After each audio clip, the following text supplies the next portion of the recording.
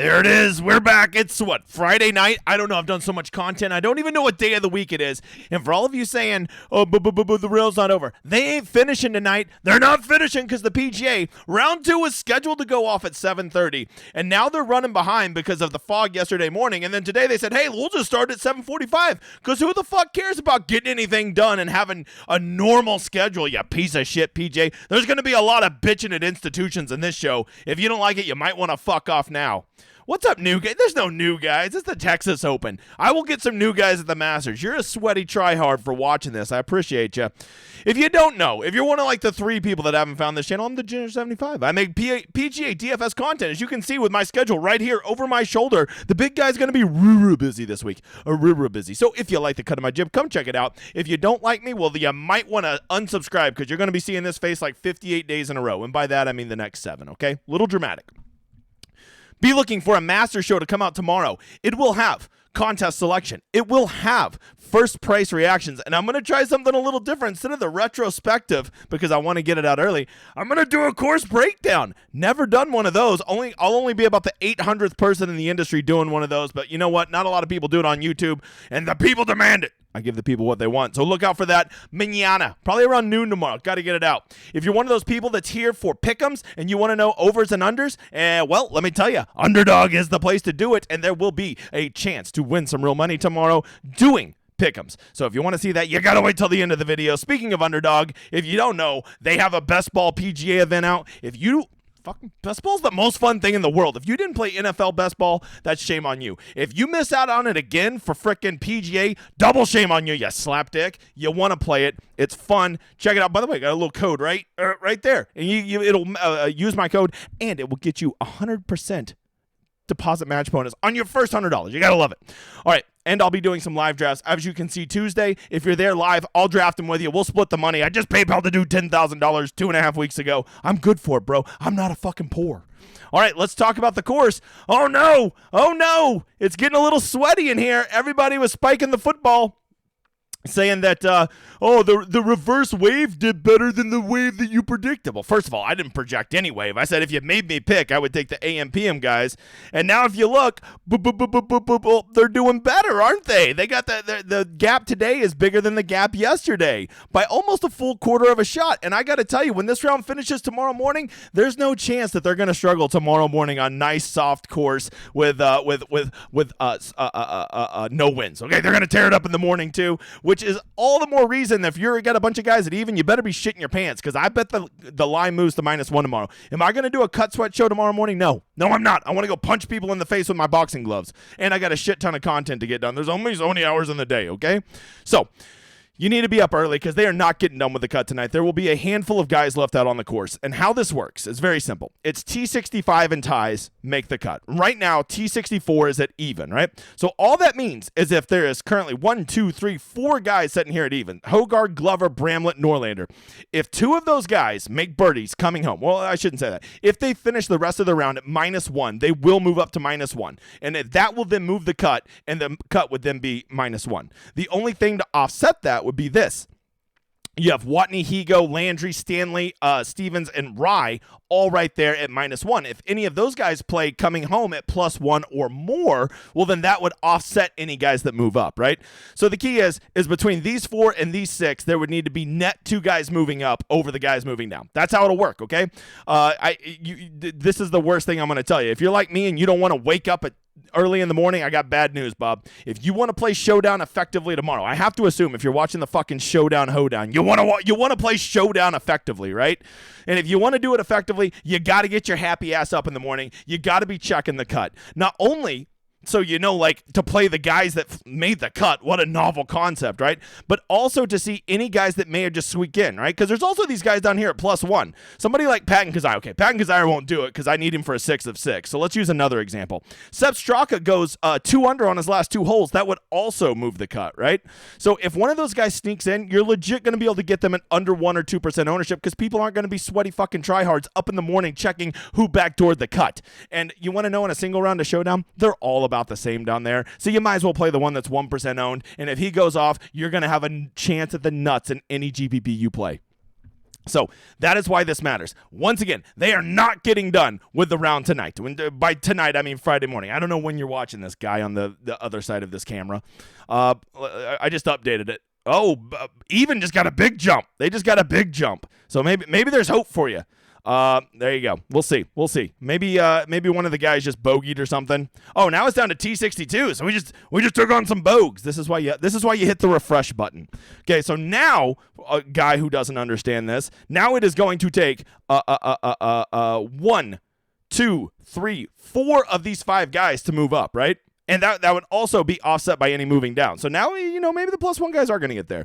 We'll have to see. I will tell you that the holes are playing. If you go look, 17 and 18 are very easy, and so is 8 and 9. So that's a huge detriment because that means those guys are going to be playing those holes. You would expect them to play them under par, right? I would expect 8 and 9, you're going to get a birdie a third of the time between those 2 holes, and between 17 and 18, you're going to expect to get a birdie 0.5 of the time, so half of the time, right?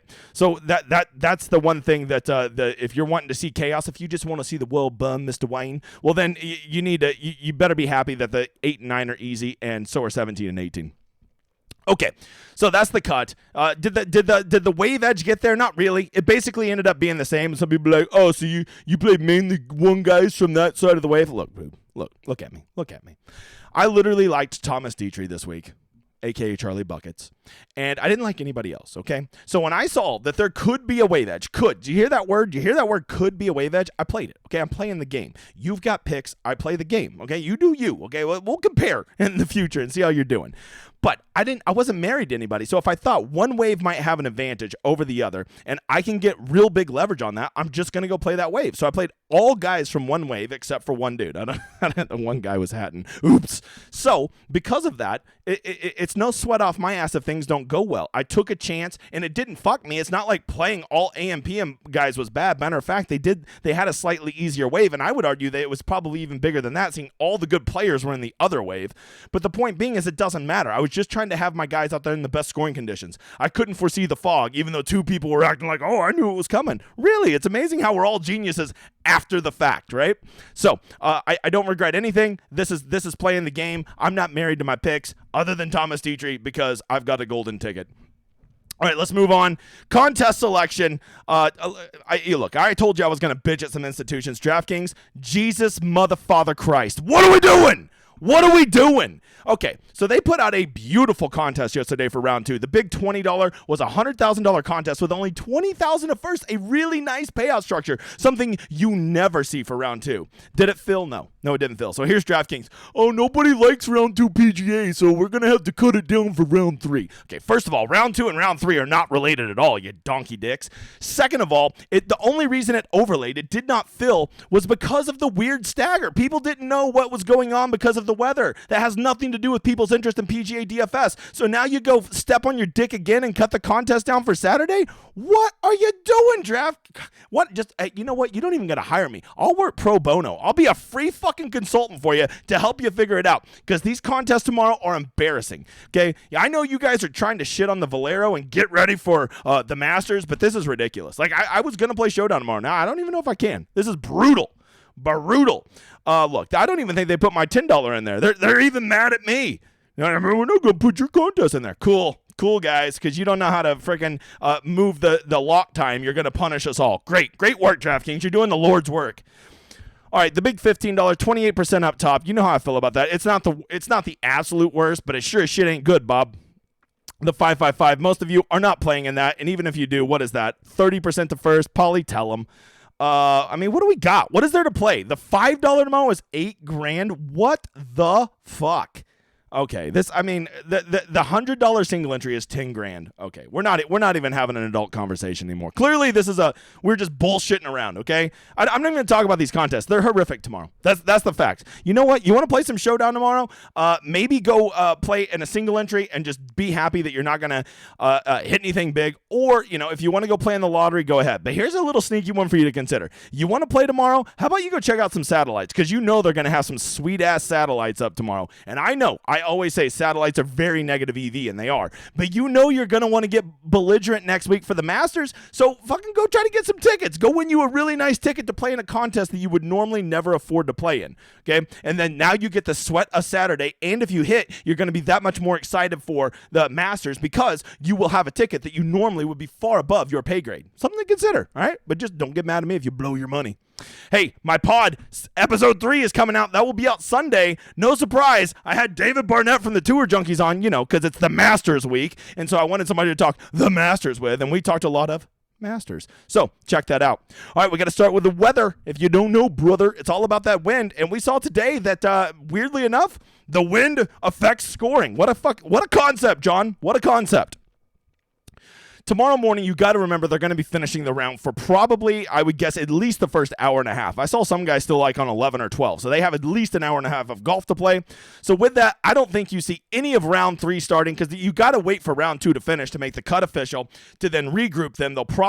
They might still be able to go off in 2s or 3s off 1, but I imagine just to get caught up, they'll probably go off 3s, both 1 and 10. Okay, I don't know that for sure yet. We probably won't know that till Saturday morning. I'm projecting. Okay. But the way the PGA makes decisions, who fucking knows? Okay.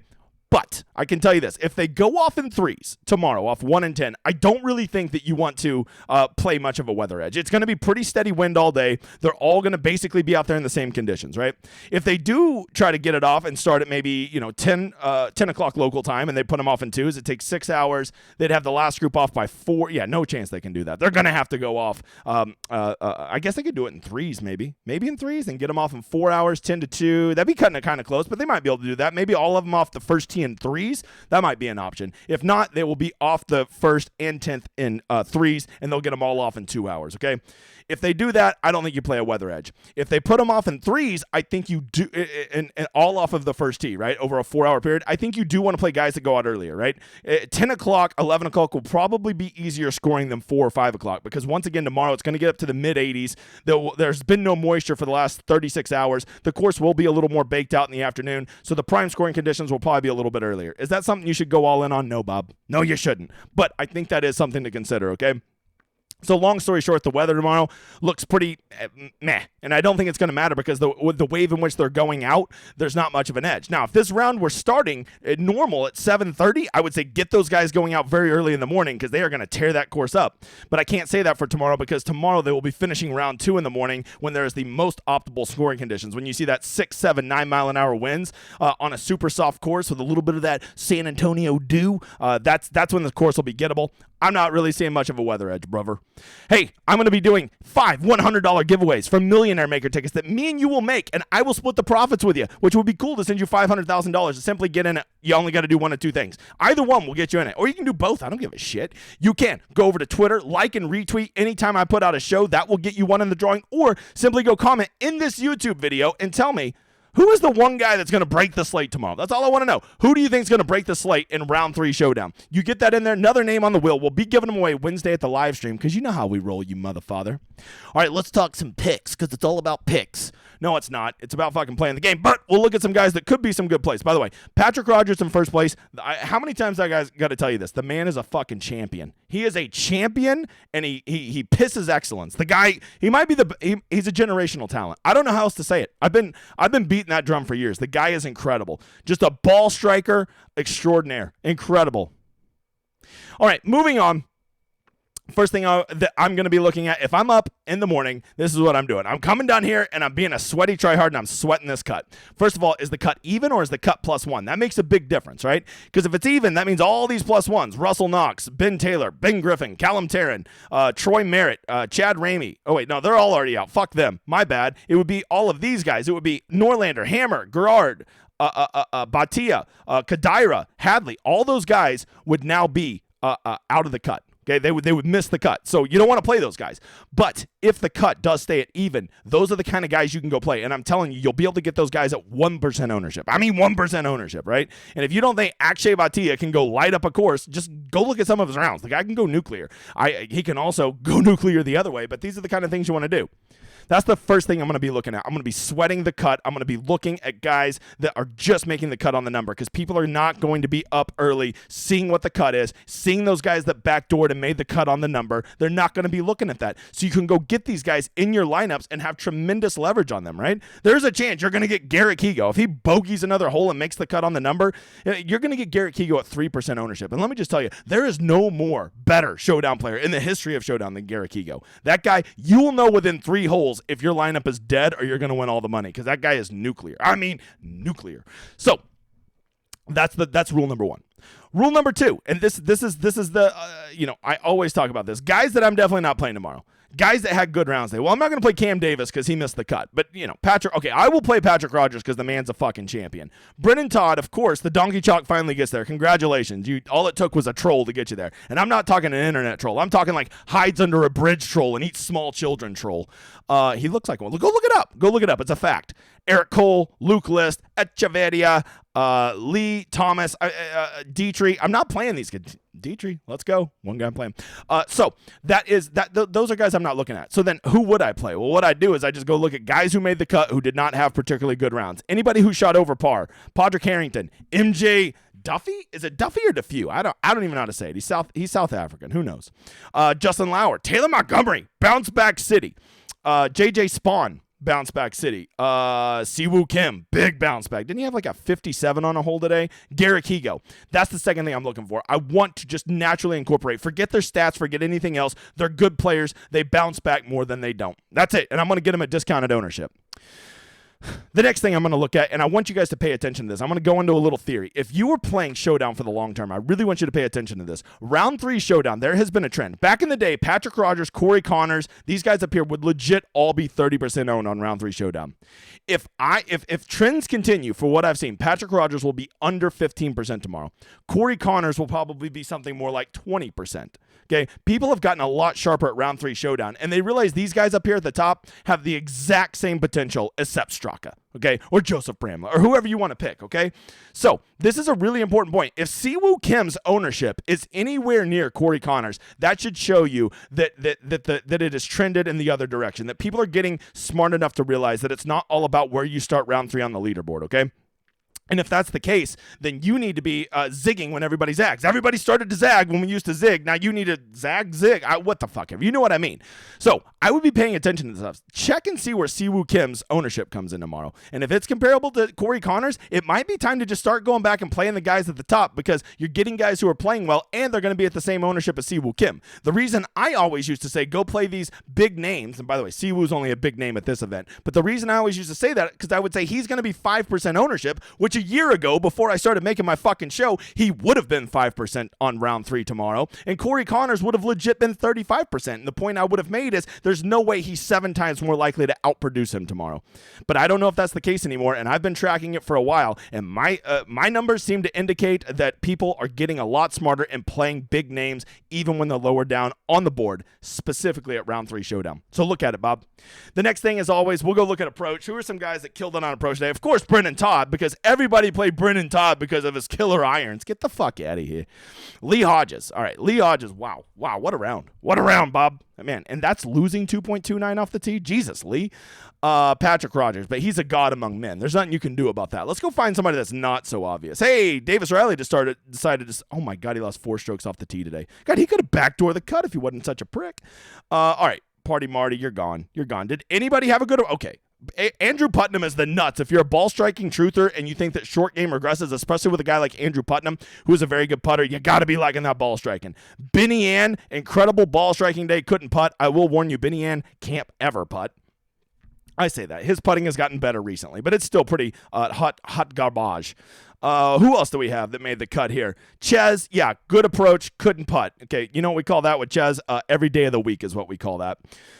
Who's somebody else that might have made the cut? Okay, Eric Cole, nice round, bruh. I'm not chasing that, though. Oh, my God, look at Joseph Bramlett's ball striking. If he backdoors the cut, that could be one of those guys you get under 5%, and if that ball striking flips, he could light it up tomorrow. Garrett Higo, it's been all short game killing him today. If I play Showdown tomorrow, the one guy that I would consider playing is Garrett Higo. All right, I don't want to say I'm playing him. You know me to play him. I didn't tell you to play shit because you want to know a secret, dude? I don't give a shit who you play.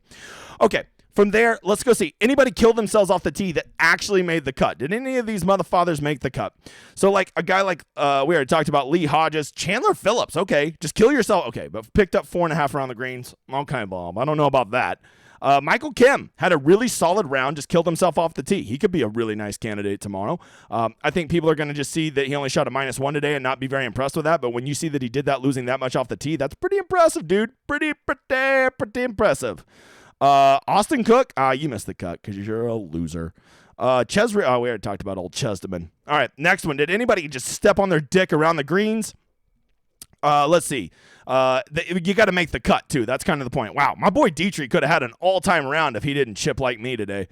Anybody? Any of you guys make the cut? Like, watch Lucas Glover. If Lucas Glover somehow makes the cut, he can figure out his irons. And if Lucas is going to putt, you never know. I think I made a reference to him the other day on the pod. Let's see. Anybody else? Problem with all these guys that kill themselves around the green, they all miss the cut. Peter Malnati. There's a good bounce-back candidate for you. Yeah, because he just spun his wheels today. Sadoshi Kodaira making the cut on the number. Okay, he didn't do much with the irons. Okay, Hideki. Give me all the Hideki tomorrow. Give me the Hideki. He ain't withdrawing now. He's already stuck it out for 2 days. He might as well see it through. Those are some guys I'm looking at, right? Last thing. If you want to see anybody that killed themselves with putting, go ahead and look at it. I'm not really in the mood. Do you want to know 4 guys historically who are very good at round 3 scoring? Also, some pick'ems for tomorrow? Well, first of all, let me tell you, my website, DGen75, the fastest growing community in DFS. That I can assure you. It is a great community. No toxic fucks. We have fun. We learn how to play the game. And the best part is there's not a single pick. And if you can't tell from my little collage, I got a lot of motherfathers that win over there. I like them. I like the cut of their jib. And I have the best tool in all of PGA DFS. If you're not a sweaty tryhard that can spend all damn week doing this is what I make the Rosetta Stone for. It has every useful thing you need to know and look at the stats in a different way and map it out for you so you can make informed decisions about Showdown in like less than an hour, okay? From there, those 4 guys that are amazing round 3 scores that you wouldn't think, Nick Taylor, Tyler Duncan, Eric Cole, Justin Lauer, all top 12 in this field in round 3 scoring. I know. What the? Who? What? That's true. It's true, Bob.